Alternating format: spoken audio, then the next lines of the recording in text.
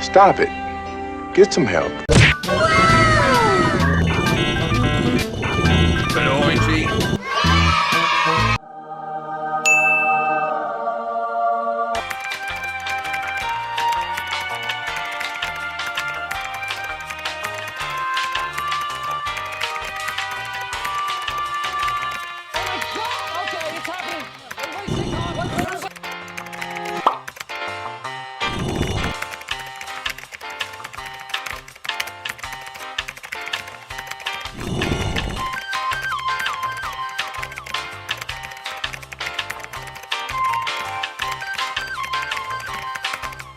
Yesterday, you said tomorrow.